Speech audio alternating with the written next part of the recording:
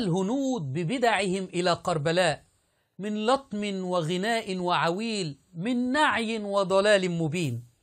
أتى الهنود يلطمون لطم شديد على صدورهم في كربلاء، وللأسف يقوم شيعة العراق بتقليد هؤلاء الهنود. شاهدوا ماذا يفعل الشيعة الهنود الذين أتوا إلى كربلاء.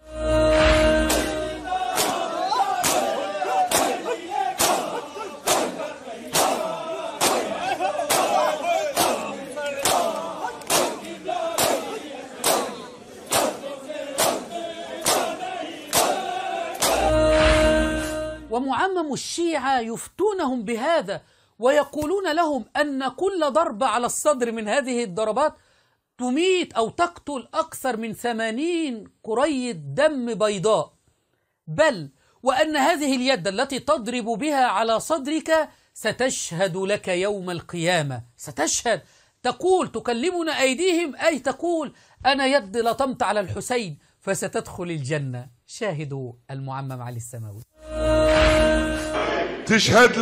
تشهد لك هاي الأكوف، تشهد لك تكلمنا أيديهم، تشهد لك يوم اللي تلطم على صدرك. وحقك أنا صار سنين أواعد الناس أقولهم راح أثبت لكم بالدليل الطبي أن كل ضربة كف على صدر تقتل 80 كرية دم بيضاء. يتفننون في الكذب على عوام الشيعة. شعائر حسينية أم وساوس شيطانية؟